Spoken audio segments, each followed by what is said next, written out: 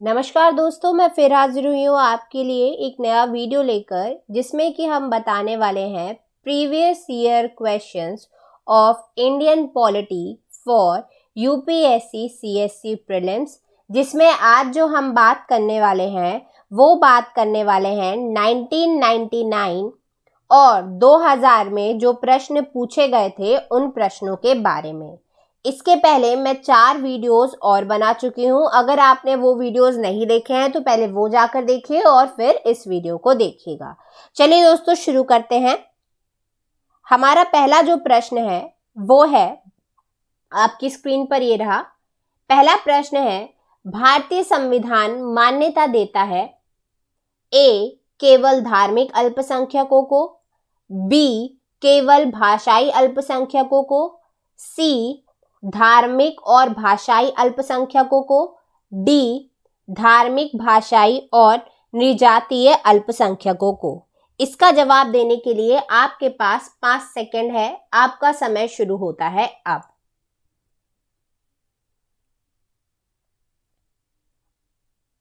समय समाप्त। तो दोस्तों, जो इसका आंसर है वो है सी। क्या आंसर है? सी। चलिए अब इसका एक्सप्लेनेशन देख लेते हैं। तो अगर मैं भारतीय संविधान की बात करूं तो अनुच्छेद 29 और अनुच्छेद 30, अनुच्छेद 29 और अनुच्छेद 30 में क्या, जो अल्पसंख्यक वर्ग हैं उनके हितों का जो संरक्षण है और जो शिक्षा संस्थाओं हैं उनकी स्थापना और प्रशासन, किसके लिए? स्थापना और प्रशासन करने के लिए जो अल्पसंख्यक वर्ग है उनके जो अधिकार हैं उनका क्रमशः क्या किया गया है? उल्लेख किया गया है। ठीक है। परंतु संविधान में अल्पसंख्यक शब्द, जो अल्पसंख्यक शब्द है उसका क्या उसको परिभाषित नहीं किया गया है। इसलिए जो उत्तर है हमारा वो क्या है? धार्मिक और भाषाई अल्पसंख्यकों को। मतलब धार्मिक और भाषाई अल्पसंख्यकों को भारतीय संविधान क्या देता है? मान्यता देता है। चलिए नेक्स्ट क्वेश्चन देखते हैं। नेक्स्ट क्वेश्चन ये रहा आपकी स्क्रीन पर। नेक्स्ट क्वेश्चन है, निम्नलिखित कथनों पर विचार कीजिए। भारतीय संविधान में कोई संशोधन लाने का उत्क्रमण किया जा सकता है। पहला, लोकसभा द्वारा, दूसरा राज्यसभा द्वारा, तीसरा राज्य विधानमंडलों द्वारा, चौथा राष्ट्रपति द्वारा। आपको बताना है उपरोक्त कथनों में से कौन सा कथन सही है। ए केवल एक, बी 1, 2 और 3, सी 2, 3 और 4, डी 1 और 2। इसका जवाब देने के लिए आपके पास 5 सेकंड है। आपका समय शुरू होता है अब।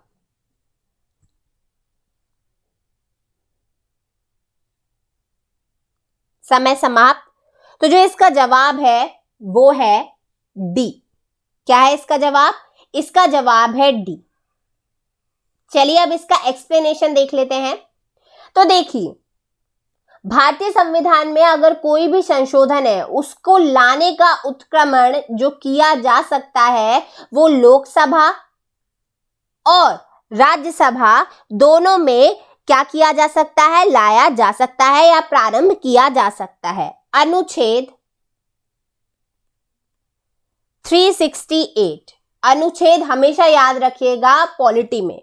तो अनुच्छेद 368 के अनुसार क्या, जो भारतीय संविधान है उसमें संशोधन लाने का जो प्रस्ताव है संसद में किसी भी सदन में क्या किया जा सकता है? प्रारंभ किया जा सकता है, क्योंकि दोनों सदनों को क्या समान अधिकार प्राप्त है। ठीक है। तो इसका आंसर क्या था? 1 और 2 लोकसभा द्वारा, राज्यसभा द्वारा। चलिए नेक्स्ट क्वेश्चन देखते हैं। नेक्स्ट क्वेश्चन ये रहा आपकी स्क्रीन पर। क्वेश्चन थोड़ा बड़ा है तो ध्यान से इसका जवाब दीजिएगा।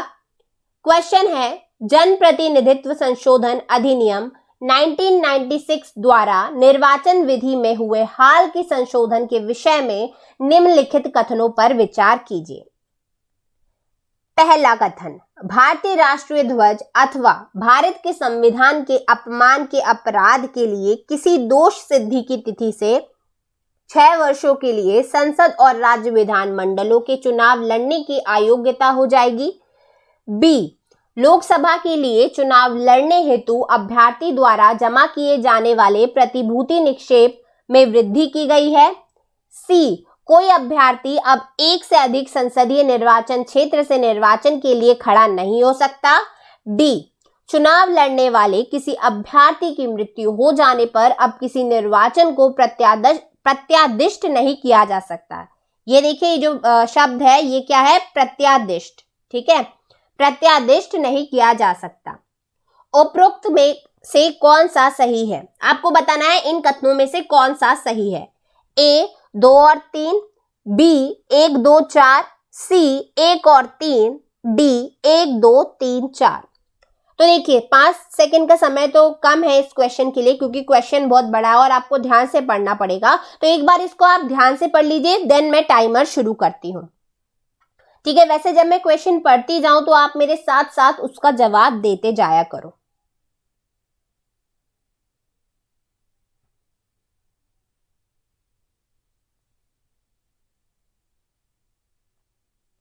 चलिए अब टाइमर शुरू कर देते हैं, इतना समय काफी है।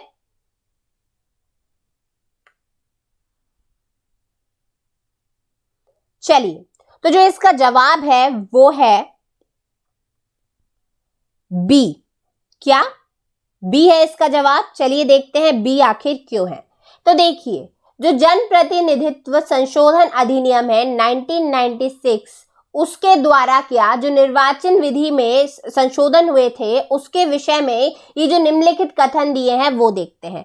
चलिए पहला कथन देखते हैं। जो जनप्रतिनिधित्व अधिनियम है, जिसका जो संशोधन अधिनियम है, उसमें अगर भारतीय राष्ट्रीय ध्वज द्वारा भारत के संविधान के अपमान के अपराध के लिए किसी दोष सिद्धि की तिथि से 6 वर्षों के लिए संसद और राज्य विधान मंडलों के चुनाव लड़ने की अयोग्यता हो जाएगी। ये बिल्कुल सही है, क्योंकि भारतीय संविधान एवं भारतीय जो ध्वज है उसका अपमान करने वाले को क्या होगा, 6 वर्ष तक संसद तथा राज्य विधानसभा का चुनाव लड़ने से क्या कर दिया जाएगा, वंचित कर दिया जाएगा। ये मैंने आपको सरल भाषा में बता दिए, ये जो इतना बड़ा कथन दिया हुआ है सीधा सीधा ये बस इतना सा बोलता है कि जो भारतीय संविधान है और भारतीय ध्वज है उसका अपमान करने वालों को क्या किया जाएगा, 6 वर्ष तक संसद या राज्य विधानसभा का चुनाव लड़ने के लिए क्या कर दिया जाएगा, वंचित कर दिया जाएगा। चलिए अब दूसरा और चौथा कथन पढ़ते हैं, देखते हैं क्या है दूसरा और चौथा कथन। दूसरा कथन है, लोकसभा के लिए चुनाव लड़ने हेतु अभ्यर्थी द्वारा जमा किए जाने वाले प्रतिभूति निक्षेप में वृद्धि की गई। और चौथा है, चुनाव लड़ने वाले किसी अभ्यर्थी की मृत्यु हो जाने पर अब किसी निर्वाचन को प्रत्यादिष्ट नहीं किया जा सकता। अब ये 2 कथन अगर आप पढ़ेंगे तो काफी हिंदी थोड़ी कठिन भाषा में लिखी गई है।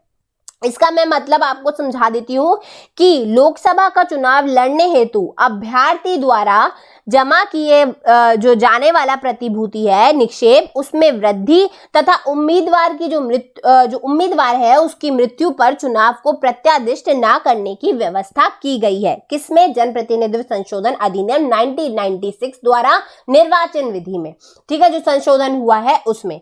तो दूसरा और चौथा भी क्या है, सही है। मतलब जो इसका आंसर होगा वो क्या होगा, 1 2 और 4। क्या होगा, 1 2 और 4। चलिए नेक्स्ट क्वेश्चन देखते हैं। नेक्स्ट क्वेश्चन ये रहा आपकी स्क्रीन पर। क्वेश्चन है, वर्ष 1993 अधिनियमित हुए पंचायती राज बिल में पहले से हटाकर अनेक नए प्रावधान हैं। निम्नलिखित में से कौन सा ऐसा प्रावधान नहीं है, आपको ये बताना है, ठीक है। ध्यान से क्वेश्चन पढ़िएगा और आंसर दीजिएगा। आपके पास है ऑप्शंस। ए, अन्य क्षेत्रों के साथ साथ कृषि, ग्रामीण विकास, प्राथमिक शिक्षा और सामाजिक वानिकी के क्षेत्र में अनेक सम्मिलित दायित्व। बी, सभी पदों के लिए अनेक रिक्त होने पर निर्वाचनों का आज्ञापरक किया जाना। सी, पंचायतों में 1/3 पदों तक महिलाओं का सर्वाधिक प्रतिनिधित्व। डी, पंचायत के सदस्यों के लिए नियमित पारिश्रमिक ताकि उनकी समय पाबंदी और जवाबदेही सुनिश्चित हो सके। ठीक है, ये सर्वाधिक लिखा हुआ है और ये में लिखा हुआ है, ना कि मैं। ठीक है, तो ये आप ध्यान से उत्तर दीजिएगा।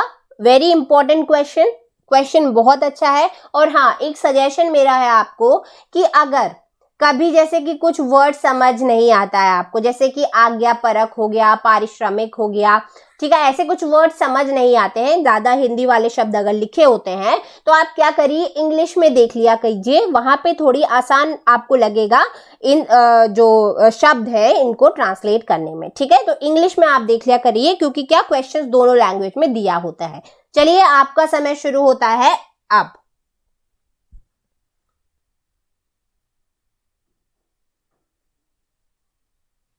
समय समाप्त। तो जो इसका जवाब है वो है डी। कौन सा? डी। तो जो 1993 में जो अधिनियमित पंचायती राज बिल था, ठीक है, जो पंचायती राज बिल था उसमें पहले से हटाकर अनेक नए प्रावधान जोड़े गए।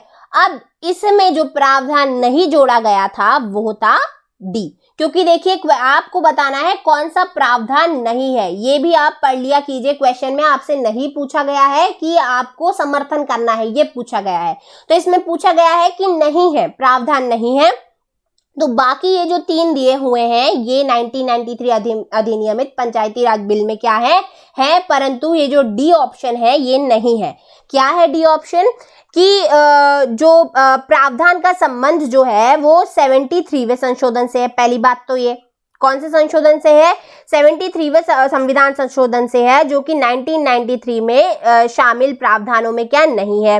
अब जो 73वां संविधान संशोधन है उसके द्वारा जो पंचायती राज को क्या संवैधानिक दर्जा दिया गया है, जिससे संविधान के भाग में शामिल किया गया और एक नई अनुसूची क्या जोड़ी गई, 11वीं अनुसूची जोड़ी गई। ये मैं आपको पहले के क्वेश्चन में भी बता चुकी हूँ, हमेशा मैं आपको बताती हूँ, इस तरीके के क्वेश्चन पहले भी आ चुके हैं, जो पिछले ईयर के हमने पढ़े हैं ना, अभी तक 4 वीडियो जो बन चुके हैं, इस तरीके के क्वेश्चन आए हैं और अनुसूचियों पे हमेशा पूछे जाते हैं, तो ध्यान से पढ़िएगा। तो इसका जवाब क्या है? इसका जवाब है डी, कि पंचायत के सदस्यों के लिए नियमित पारिश्रमिक ताकि उनकी समय पाबंदी और जवाबदेही सुनिश्चित हो, ठीक है। तो इसका आंसर था डी। चलिए नेक्स्ट क्वेश्चन देखते हैं फटाफट। नेक्स्ट क्वेश्चन ये रहा आपकी स्क्रीन पर। क्वेश्चन है, भारत के महान्यायवादी अटॉर्नी जनरल के विषय में निम्नलिखित कथनों पर विचार कीजिए। पहला कथन क्या है? चलिए देखते हैं। वह भारत के राष्ट्रपति द्वारा नियुक्त किया जाता है। सेकंड, उसमें वही योग्यताएं होनी चाहिए जो सर्वोच्च न्यायालय के न्यायाधीश की होती हैं। सी, उसे संसद के किसी एक सदन का सदस्य होना चाहिए। डी, संसद द्वारा महाभियोग लगाकर उसे हटाया जा सकता है। ये 4 कथन आपको दिए गए हैं, आपको बताना है उपरोक्त कथनों में से कौन सा सही है। ए, 1 और 2, बी, 1 और 3, सी, 2, 3, 4, डी, 3 और 4।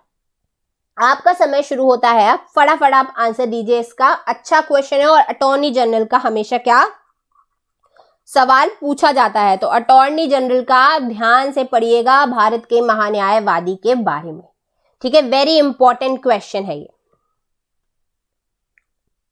चलिए समय समाप्त हो चुका है आपका, एक्चुअली टाइमर थोड़ा आई थिंक काम करना बंद कर दिया है, तो चलिए समाप्त 5 सेकंड हो चुके होंगे अभी तक। तो जो इसका जवाब है वो है क्या, कि जो भारत के महान्यायवादी हैं उनके विषय में क्या है, कौन सा कथन सही है, कि वह भारत के राष्ट्रपति द्वारा नियुक्त किया जाता है। बिल्कुल सही है कि जो भारत का न्यायवादी है वो किसके द्वारा नियुक्त किया जाता है? भारत के राष्ट्रपति द्वारा नियुक्त किया जाता है। कौन से संविधान अनुसार, कौन से संविधान के अनुच्छेद अनुसार? अनुच्छेद 76। कौन सा अनुच्छेद? अनुच्छेद 76 के अनुसार जो भारत के महान्यायवादी हैं उनकी नियुक्ति राष्ट्रपति द्वारा की जाती है, लेकिन राष्ट्रपति महान्यायवादी की नियुक्ति मंत्रिमंडल की सलाह पर ही करता है।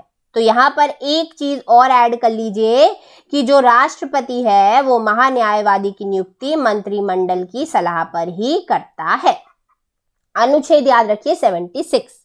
आप देखते हैं नेक्स्ट क्या है, उसमें वही योग्यता होनी चाहिए जो सर्वोच्च न्यायालय के न्यायाधीश की होती है। ये भी क्या बिल्कुल सही है। अब देखिए जो महान्यायवादी है उसकी योग्यता क्या होनी चाहिए, जो महान्यायवादी का पद है उसी व्यक्ति को उस पर नियुक्त किया जाता है जो उच्चतम न्यायालय के न्यायाधीश की क्या रखता है, योग्यता रखता है। तो ये भी क्या बिल्कुल सही है, इजी सा कथन था ये, तो ये भी सही है। अब नेक्स्ट देखते हैं, उसे संसद के किसी भी एक सदन का सदस्य होना चाहिए। तो ये क्या है, ये बिल्कुल गलत है। क्यों गलत है, देखिए मैं आपको बताती हूं। अनुच्छेद 88 के अनुसार, अनुच्छेद 88 के अनुसार क्या, जो महान्यायवादी है मंत्री परिषद या संसद का सदस्य ना होते हुए भी क्या संसद के किसी भी सदन की कार्यवाही में हिस्सा ले सकता है या उसकी सहमति की बैठक में भाग लेने या अपने विचार देने का क्या रखता है, अधिकार रखता है। परंतु वह किसी भी, ये याद रखिएगा, परंतु वह किसी भी सदन में क्या नहीं कर सकता, मतदान नहीं कर सकता। ठीक है, वो मतदान नहीं कर सकता है। तो क्या जो थर्ड वाला है वो क्या है, बिल्कुल गलत है। अब नेक्स्ट देखते हैं, संसद द्वारा महाभियोग लगाकर उसे हटाया जा सकता है। तो ये वाला कथन देखिए, तो ये वाला कथन भी क्या है, बिल्कुल गलत है। अनुच्छेद 76(4), कौन सा अनुच्छेद, 76(4) के अनुसार जो महान्यायवादी है वो राष्ट्रपति के क्या प्रसाद पर्यंत ही क्या करता है, पद ग्रहण करता है। किसके प्रसाद पर्यंत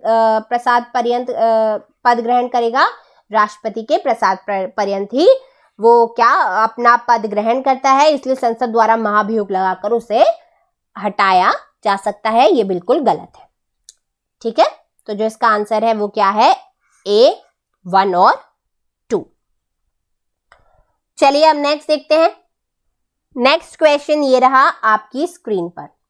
क्वेश्चन है, लोकसभा में अनुसूचित जनजातियों के लिए जिस राज्य में सर्वाधिक आरक्षित सीटें हैं वह है, आपके पास ऑप्शन है बिहार, बी गुजरात, सी उत्तर प्रदेश, डी मध्य प्रदेश। तो यहां पर देखिए, ये आप काट दीजिए। ठीक है, ये काट दीजिए क्योंकि ये ऑप्शंस है। ठीक है, तो आपको बताना है लोकसभा में अनुसूचित जनजातियों मतलब क्या होता है, एसटी के लिए जिस राज्य में सर्वाधिक आरक्षित सीटें हैं वह कहां पर है, ए बिहार, बी गुजरात, सी उत्तर प्रदेश, डी मध्य प्रदेश। आपके पास इसका जवाब देने के लिए 5 सेकेंड है। क्वेश्चन इजी है।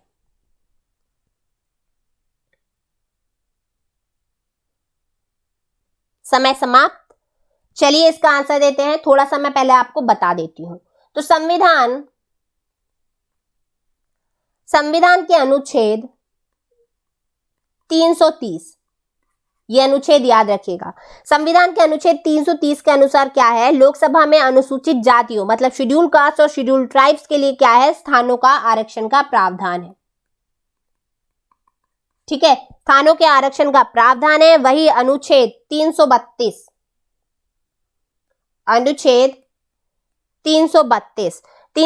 के अनुसार क्या, जो राज्य की विधानसभाएं हैं, लोकसभा में अनुसूचित जनजातियों के लिए क्या विभिन्न राज्यों में आरक्षित सीटों का क्या है, प्रावधान है। ठीक है, जो आरक्षित सीटें हैं उनका क्या है, प्रावधान है। तो अब देखिए इसका जो आंसर होगा वो क्या होगा, डी। क्या होगा, डी मध्य प्रदेश। ठीक है, तो चलिए अब नेक्स्ट क्वेश्चन देखते हैं फटाफट। क्वेश्चन है, अंतरराष्ट्रीय संधियों को भारत के किसी भाग अथवा संपूर्ण भारत में लागू करने के लिए संसद कोई भी कानून बना सकती है। ऑप्शंस, ए सभी राज्यों की सहमति के बिना, बहुसंख्य राज्यों की सहमति से, संबंधित राज्यों की सहमति से, डी बिना किसी राज्य की सहमति से। अच्छा क्वेश्चन है, इजी तो नहीं है पर मीडियम कैटेगरी का क्वेश्चन है। आपके पास 5 सेकेंड है, जवाब दीजिए फटाफट। समय शुरू होता है अब।